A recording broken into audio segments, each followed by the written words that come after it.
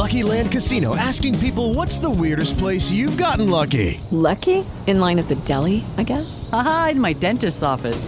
More than once, actually. Do I have to say? Yes, you do. In the car before my kids' PTA meeting. Really? Yes. Excuse me, what's the weirdest place you've gotten lucky? I never win and tell. Well, there you have it. You can get lucky anywhere, playing at LuckyLandSlots.com. Play for free right now. Are you feeling lucky? No purchase necessary. Void where prohibited by law. 18 plus. Terms and conditions apply. See website for details.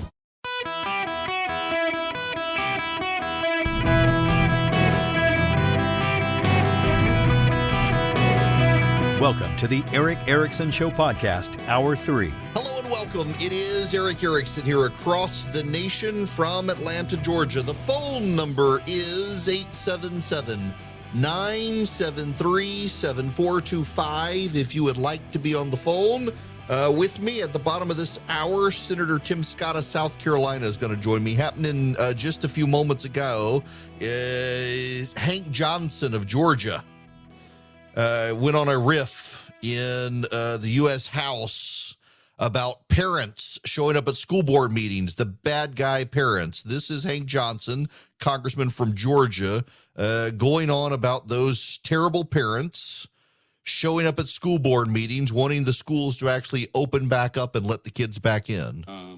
January 6, 2021 will never be forgotten, an infamous day in American history. MAGA Republicans descended upon the Capitol, engaged in an insurrection. They occupied the Capitol.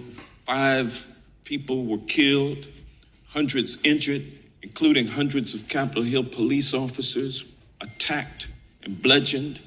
It was a day that we'll never forget. And people on the local level at affected school board meetings, they won't forget the MAGA Republicans descending on their school board meetings after January 6th, like January 6th, disrupting meetings. It was a coordinated attack happening across the country. Americans won't forget about it. School board members, teachers, administrators subjected to violence, threats of violence, harassment, intimidation. And in response to that, the National School Boards Association sent a letter to the Biden administration seeking federal help. Things had gotten so far out of hand.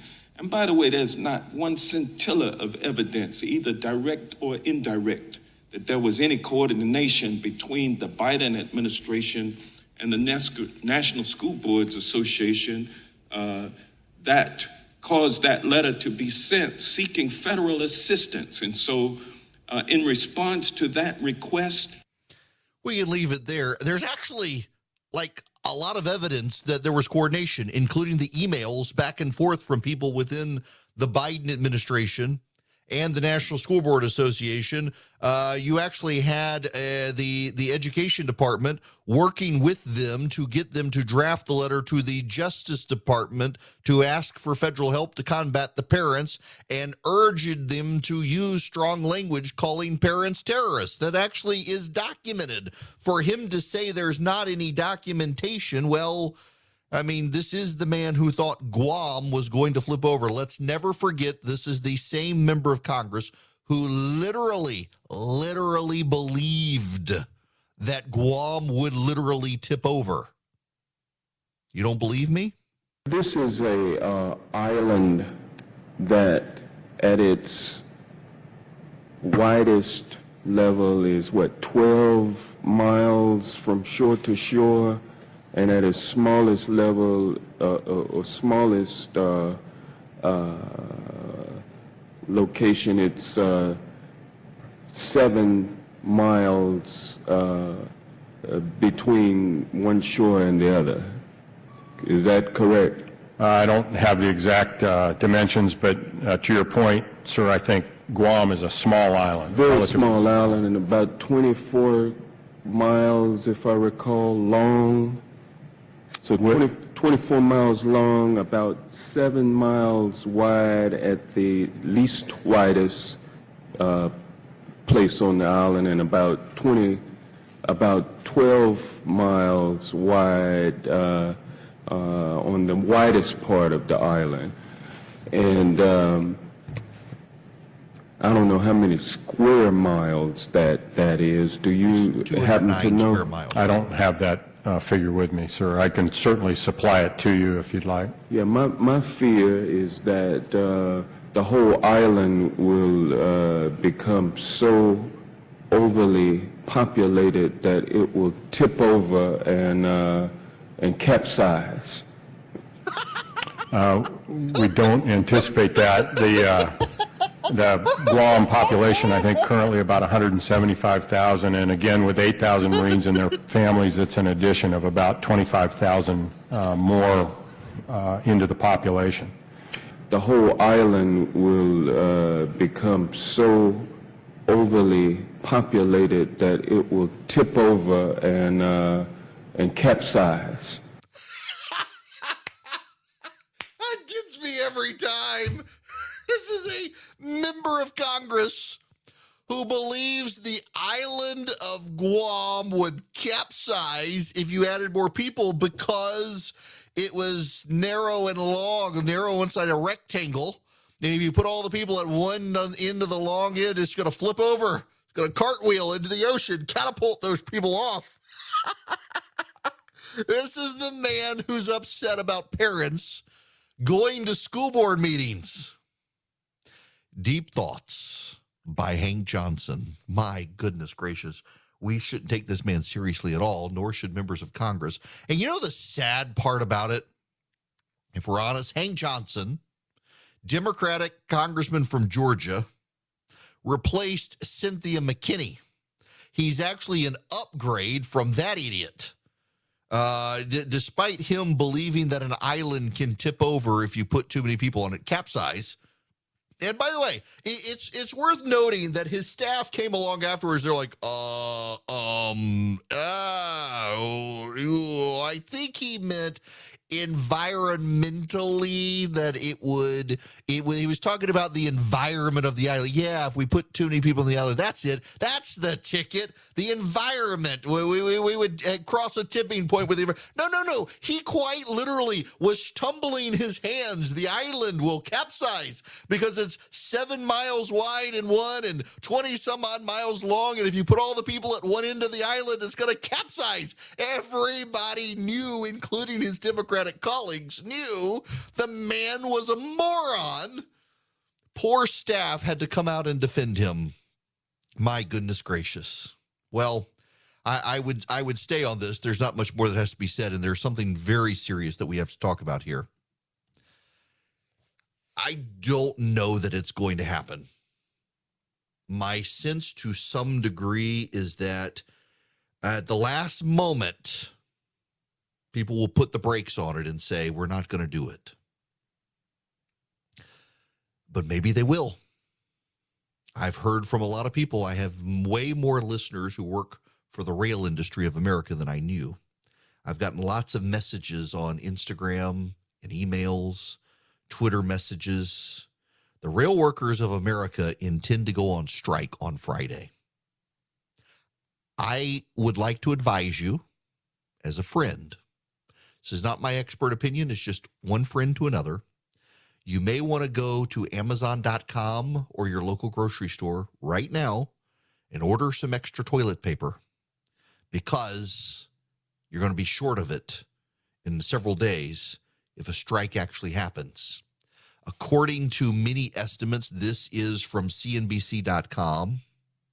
The Association of American Railroads has released a report projecting an economic impact of a nationwide railroad strike could be more than $2 billion a day. The cooling off period ends on September 16th. 5 of 12 unions have reached voluntary agreements now. One more has joined in. Yesterday it was 4 of the 12. Today it's 5 of the 12. Original reports were that 8 of the 12 had agreed. But now CNBC is reporting actually only 5 with their members have agreed. So essentially it's 8 total have agreed, but they have to have member votes. 5 unions have memberships have voted not to strike. which leaves the rest of them, and that's a problem.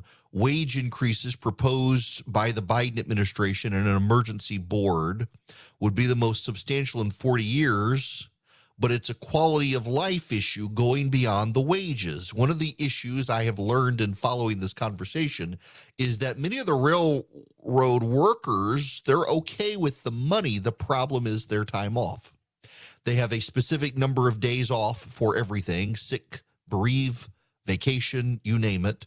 And when they're off, they're required to be on call because there's a labor shortage within the railroad industry. So railroad companies are making them be on call. And if they're on call when they're on vacation, well, it kind of screws up their ability to take a vacation, doesn't it? Additionally, they're salaried and they're not hourly. Because they're salaried and not hourly, they may only work 8 hours a day, but if the day takes 20 hours to end, they don't get any overtime, and they're mad about it, and they're ready to strike.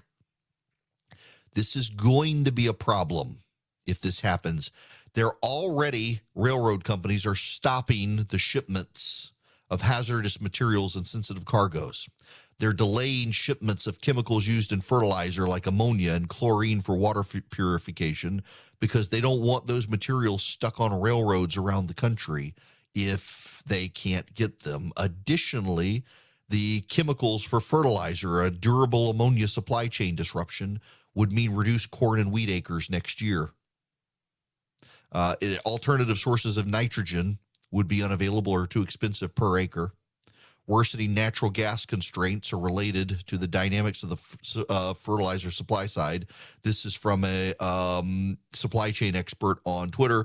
Railroads are no longer shipping ammonia, an important component of about 3/4 of all fertilizer, because it would be too dangerous if the material were stranded during a rail strike, according to the Association of American Railroads. That's from the Twitter account of Pro Farmer, the news and marketing organization for farms in the country. Jim Garrity over at National Review has this. Amtrak announced today, while these negotiations do not involve Amtrak or the Amtrak workforce, many of our trains operate over freight railroad tracks. Because the parties have not yet reached a resolution, Amtrak has begun to make initial service adjustments in response to a possible freight railroad service disruption that could occur. If you're in the supply chain, you're freaking out right now because this is the beginning of peak supply chain season. Stores want all of their goods to come into their local warehouses for Black Friday and the holiday shopping season, and they begin those shipments now. UPS has just announced they're hiring 100,000 seasonal workers. The post office is upping the number of part-time and temporary workers there for this time of year. And here comes a railroad strike. They have to resolve this issue by Friday. If they don't, the railroad workers of America could cripple the economy. Events change things. It's a broken record. It's one I utter often, but this is another reminder. Jim Garrity, like me, has readers and listeners who are in the railroad industry, and one of them sent him this email. Railroad strike on Friday, better than even odds. Biden used his best tool in July by ordering a 60-day cooling off period, which expires on Friday. He has no other executive card to play. Congress can impose another cooling off period, but good luck getting that through Congress by Friday. Does anyone believe the Secretary of Labor has any pull with the union? Can anyone actually pick the Secretary of Labor out of the lineup? I've talked to people across the federal government who, like me, deal with railroads on a daily basis. I've talked with the Association of American Railroads. Everyone is holding their collective breath. Nobody wants to find out what happens when the trains stop running. Problem is, there's no silver bullet here. A few career lives ago, I was a railroad freight conductor, toughed it out for 2 years and quit for the same reasons the unions are complaining about today. Here's the other problem for Joe Biden and the Democrats. The unions are their constituency, not the railroad owners. It's not Wall Street here. They got to be on the side of the union. And if the union wants to strike, Joe Biden's going to have to pick the American economy or the unions who got him elected president. If he picks the economy, the Democrats are going to be toast. If he picks the unions, the economy is going to be toast. And he's got to pick. And Congress has no ability to rush through anything by Friday to cool off. In fact, some Republicans may even join some Democrats to filibuster it in the Senate, because it's not just they're on the side of the workers, they're also on the side of causing pain for the Democrats. Joe Biden, ironically, had he been able to push the unions off until August, could have exercised his cooling off period and a strike wouldn't have occurred until after the election. Instead, he played his card too soon at a time he felt he had to. He couldn't play it out any longer. And now our whole economy may be ground down by $2 billion a day. And the Democrats set themselves up for it. This hour of the program brought to you by First Liberty Building and Loan. If you are in charge of a business and you want that business to grow, reach out to them, see if they can help you. If you're buying a building, buying a franchise, expanding a franchise, $750,000 or more, reach out to them. FirstLibertyGA.com. Tell them I sent you. My buddy JR just texted me and he says, what about coal? Coal travels by train. Are we going to have a power crisis as well? It's making me wonder what's going on here. Will we run into these sorts of problems as well? Coal is typically shipped by train. I don't. Now, my understanding, and I'm no expert on this at all I've done is read, but I did read that there are certain categories of things that the president can order must still be deployed, and I suspect coal is one of them. So one of the issues is chlorine, particularly for Jackson, Mississippi. The water situation in Jackson, Mississippi is so bad they need excess chlorine there to try to purify the lines, clean the lines and the like. And they're going to make sure that that continues to get shipped by rail or other means. So I think we'll wind up seeing that for power companies as well, I would guess, for power. But it's going to be a problem, y'all. Don't underestimate this. This is not a good situation for this White House right now, and I think they know it. And I have said, I feel good about this. Last week, having had to correct myself and say I was wrong about the impact of abortion on the election, I feel kind of good about what's happening right now because I told you it was going to happen. I've been in politics since I was young. I've been paying attention. I've been a student of politics. I've been a political consultant, been a campaign manager. I've been an elections lawyer. I have run campaigns, consulted on campaigns, designed campaigns, executed campaigns. I have seen the recurring patterns, and it has been a regular recurring pattern that in years the Republicans intend to take Congress or are on track to take Congress, with the exception of 2010. The polls narrow, and very often the Democrats in August, September get ahead of the generic ballot only to have reality pull back. It's almost as if the voters are thinking, yeah, we're going to go Republican. Do we really want these jackwagons in charge? Maybe. Oh, no, look at what's happening. Yep, we got to have the Republicans. And you see that play out in the polls.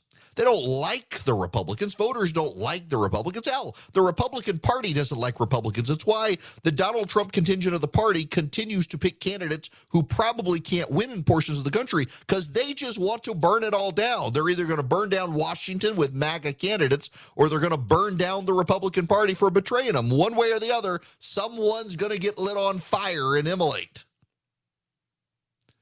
And that's what's playing out here. And voters have been thinking, yeah, okay, we don't really want these people. They're kind of nuts. And then you get the economic news, you get the stock market tanking, you get all of these problems. The Dow right now down 68 points after yesterday's 1,200-plus point loss. You have Joe Biden out there. It's, my goodness gracious, it's kind of bad right now for the Democrats. Wisconsin polling has collapsed. The Democrats thought they might do well there. They're not. The Georgia polling, Herschel Walker's in the lead. In Nevada, Adam Laxalt's in the lead. In Pennsylvania, John Fetterman's gone from a double-digit margin of victory to now single digits. When the polling there has a 9-point bias for the Democrats, Dr. Oz could pull it off. That would give the Republicans a 2-seat Senate. Things aren't going the way the Democrats thought they were going to go. When we come back, I'm going to talk to Republican Senator Tim Scott about all of it. Hello, America. It is Eric Erickson. I'm waiting for Senator Tim Scott. He's been held up in the Senate trying to get to me. We will get to him as soon as we can. In the meantime, let's talk about John Fetterman. BuzzFeed News last night tweeted out that Fetterman was at an event and urinated on one of his staff members. I retweeted it, and then I realized it was a parody account. It wasn't really BuzzFeed. But given his health condition and his situation and behavior on the campaign trail, I didn't even think it was a parody account. I mean, the guy is clearly not in a good state of mind and in terrible health. So when you hear stuff like this, it shouldn't surprise you. Now, here's the more interesting thing here. These are the issues in Pennsylvania voters care about. In the CBS News Battleground Tracker, 80% care about inflation, the economy, 77% inflation, 65% crime, 64 elections, 61 guns, 56 abortion. In the CBS News Battleground poll, Fetterman is at 52%. Dr. Oz is at 47%. Now, Shapiro, the gubernatorial candidate for the Democrats, is 55. Mastriano is at 44. Keep in mind, in Pennsylvania, there is between a 6 and a 9-point polling bias for the Democrats. So if Fetterman really is at 52% and Oz is at 47%, when you add into it the polling biases for the Democrats, Dr. Oz is winning Pennsylvania. This is one reason why Real Clear Politics continues to say the Republicans will hold Pennsylvania. On top of that, crime. Crime is the number 3 issue in Pennsylvania, and John Fetterman has argued about letting a third of Pennsylvania felons out of prison. He helped free a convicted murderer known as Son of the Devil. That's right. He shot this guy, Raymond Johnson, killed a 27-year-old, shot and stabbed him, robbed him. And Fetterman helped advocate to get that guy out of prison. He's got a record that's not good on crime in addition to everything else. Now it turns out he's failed to disclose all the properties he owns. Dr. Oz can win that race and hold Pennsylvania. Republicans around the country can pick up Nevada, Georgia, and other states as well and put them back into leadership. If they do get into leadership, someone who's going to be in the majority, one of the ranking Republicans there, is the senator from the outstanding state of South Carolina, my favorite place to go on vacation. Senator Tim Scott joins me by phone. How are you? Eric, it's always good to be back on the show with you. I'm doing well. I hope you're doing fantastic, and I think you distilled the midterm and the importance of the midterms really well, and putting the icing on the cake, bringing Dr. Oz across the finish line would help us win back the majority. Okay, so I've got to ask you your view on the optics yesterday. Literally, even CNN had a split screen showing the market crashing and showing what's his name singing at the White House as they began their celebration of the Inflation Reduction Act. Kind of weird optics for the Democrats to be cheering on the Inflation Reduction Act as the market crashed because inflation didn't go down. You know, the interesting part of the entire process is to watch the hypocrisy on the left and see it reinforced by their celebrations. They literally want people to believe what they are saying, no matter what they see. They are saying how great the celebration of the Inflation Reduction Act, although we see the acceleration of inflation, comparatively speaking, to just 2 years ago. You got to remember, when they took over, inflation was under 2% in January of 2021, 8.3%. It rocked the market. I believe, Eric, it was one of the 7 worst days for the market in American history. The worst since July of 2020 as everybody was in lockdown. It was not a good day. And I've been telling people since August. Now, you've been in politics for a while now, and I've been telling everyone in August, don't fret that this narrowing of polls, we see it every time the Republicans have a wave that the voters get close. They have their second doubts around September. The generic ballot polling average narrows, and then all of a sudden Republicans do well. You've got all these Democrats out there saying, oh, the Republican wave is gone. The Dobbs decision is going to motivate Democrats. It seems like the polls are readjusting, and the wind of the Democrats' back is actually an economic hurricane that might sink them. Well, I certainly think that a red tsunami starts with the economy. It leads to inflation, and then it crests around gas prices. And those are the 3 most important issues. And then I believe that's followed by crime.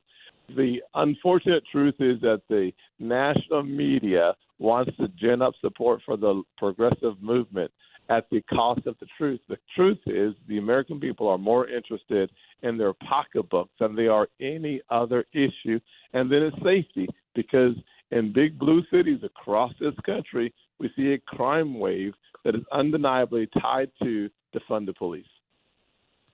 Okay, let me switch gears with you just real quick, because I know in the Senate you're on not just the Banking, Housing, Urban Affairs Committee, but on the Finance Committee.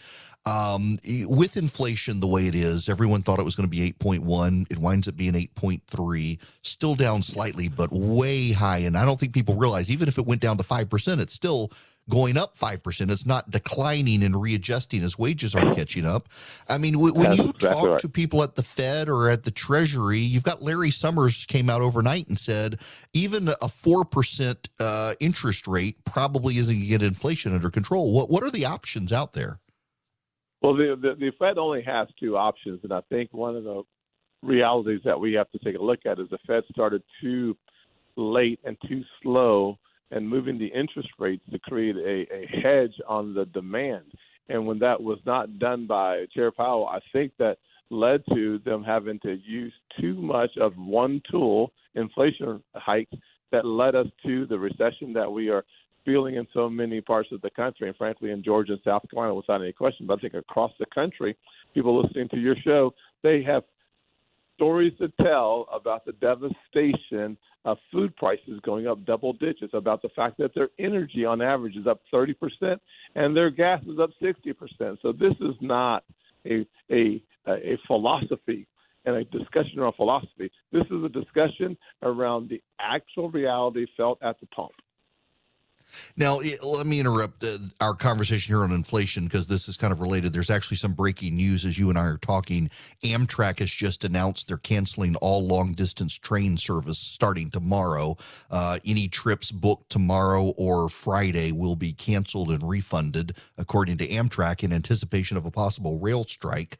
I've got mixed feelings on a rail strike, because I know people in the rail industry and I think they have legitimate complaints, but I also know the Association of American Railroads say it's a $2 billion a day hit to the economy if it happens. It sounds like if this does happen, we're in pretty rough economic times, more than we are right now. Yeah, there's no doubt that you talk about the fragmentation of the supply chain and the snarling of the supply chain. Take away one of the most important, most cost-effective routes to take, which is rail. You're talking about only having a stronger inflationary effect in the economy. 8.3 is going to feel more like 9% or beyond when the rail disruption happens.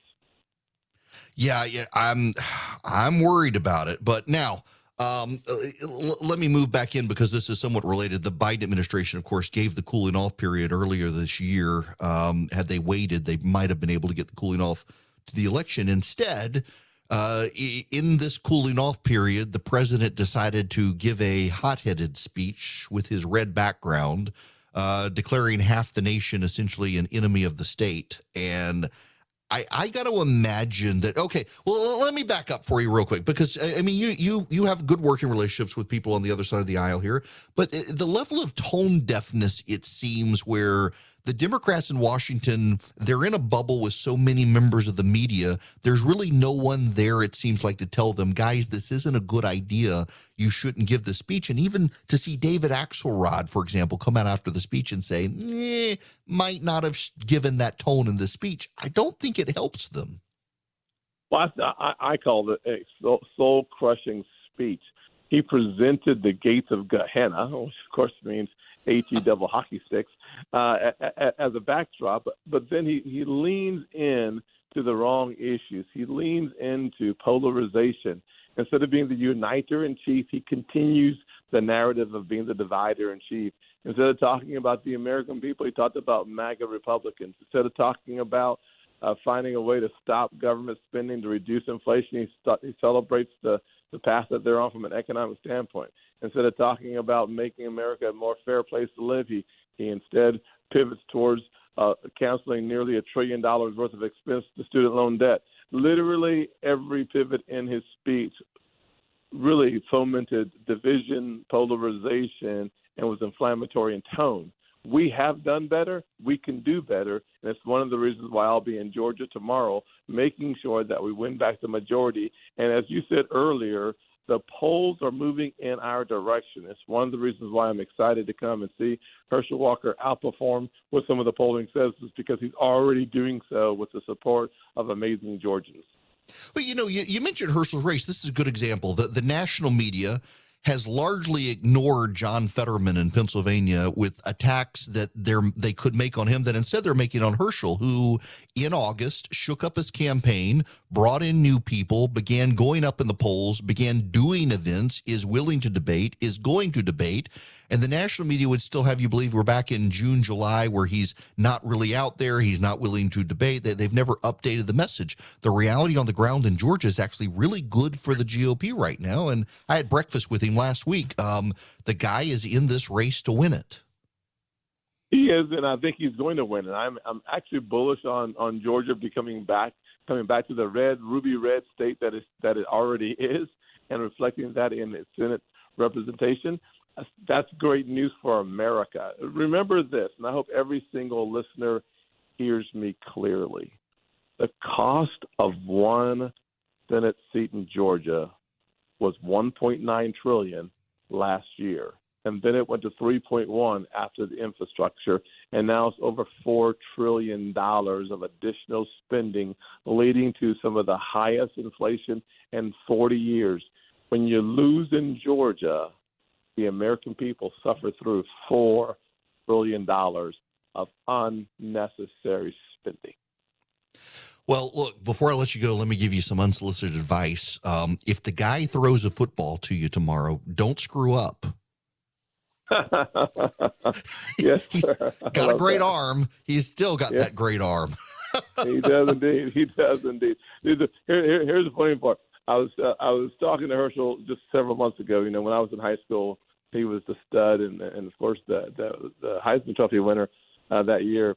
And I was saying to him, "When's the last time you ran a 40 of around 4.5 or 4.6?" And he was like, "Last year." I mean, the guy is a walking.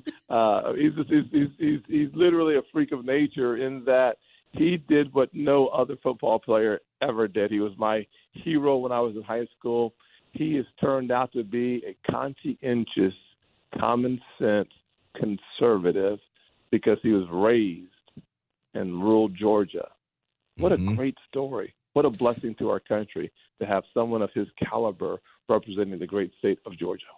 Yeah, absolutely. And of course, I do think I would be remiss if I didn't point it out that you guys, you got Clemson ranked number 5 this coming week. So it's I mean, y'all are up there. My beloved LSU, well, I'm looking and I don't see them in the rankings. I'm a little upset. Well, I will say that Florida State loss was a tough one for LSU. Yeah.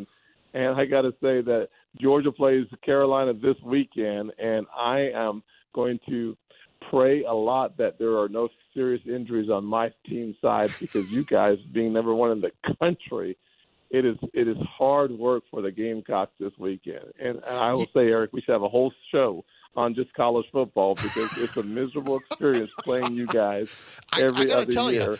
I went the only time I've ever been to a Gamecocks game was in Columbia against Georgia.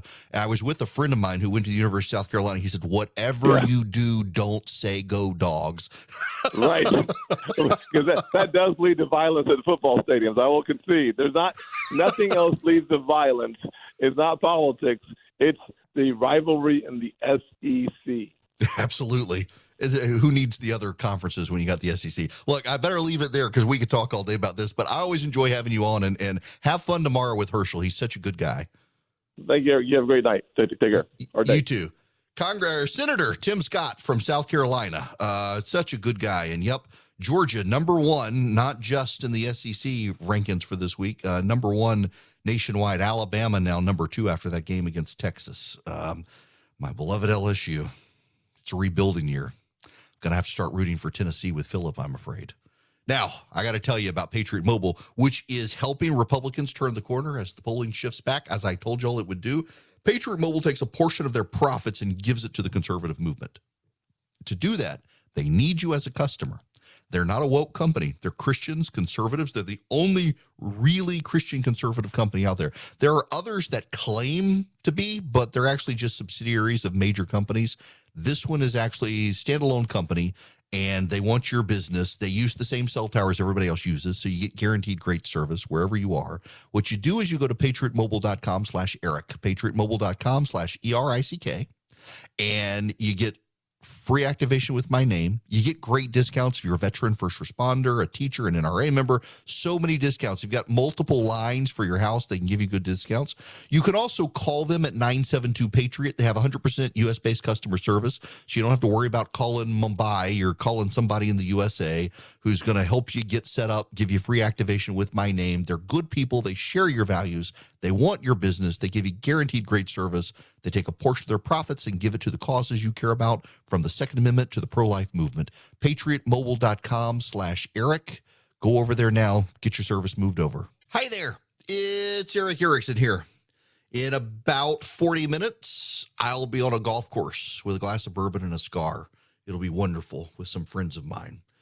The weather is fantastic where I am. I hope it is great where you are. It is cool. It is low humidity. It is golf weather, and I can't wait to go. In the meantime, I'm going to abuse my platform here. Why? Because I know there is a major corporation headquartered in Atlanta, Georgia, where my flagship station is, where literally everybody listens to me on the radio. And so since everyone listens to me on the radio in Atlanta, I know that the executives at UPS listen to me on the radio.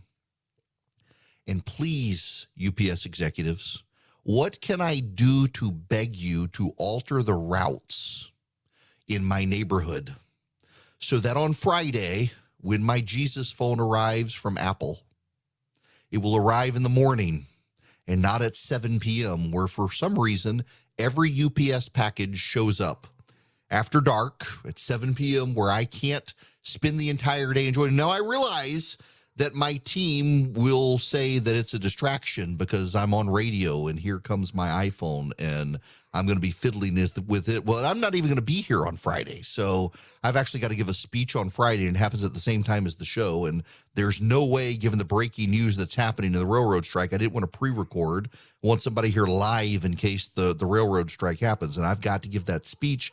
It's for one of my favorite groups in America, the Family Policy Council in Georgia, my buddy Cole Musio's group. I'm going to be speaking at their event on Friday. And I got to have somebody here live for the breaking news that could happen. So I think Alan Sanders is going to fill in for me. But I would really love to have my phone. It's going to be glorious, this new iPhone. Certainly incremental in an update, but still the dynamic island. I guess what I've got right now is the stagnant plateau at the top of my iPhone 13. And now I'm going to get a dynamic island. It's going to be glorious. I'm sure you all care. You should. Now, speaking of phones, question. For 6 months, Mike Lindell of MyPillow has seen people have their phones seized by the FBI. Why the heck did that guy not decide to get a new iPhone 6 months ago and start with a clean slate? Was he afraid he couldn't remember his passwords or something? I mean, why do you not get rid of your phone when you see the FBI seizing everybody's cell phones? These people are on the short bus to the MyPillow factory. They are not bright enough to pull off a coup of the government, which is why I just don't think there's a there with the allegations. Lucky Land Casino, asking people, what's the weirdest place you've gotten lucky? Lucky? In line at the deli, I guess? Aha, in my dentist's office. More than once, actually. Do I have to say? Yes, you do. In the car before my kids' PTA meeting. Really? Yes. Excuse me, what's the weirdest place you've gotten lucky? I never win and tell. Well, there you have it. You can get lucky anywhere, playing at LuckyLandSlots.com. Play for free right now. Are you feeling lucky? No purchase necessary. Void where prohibited by law. 18+. Terms and conditions apply. See website for details.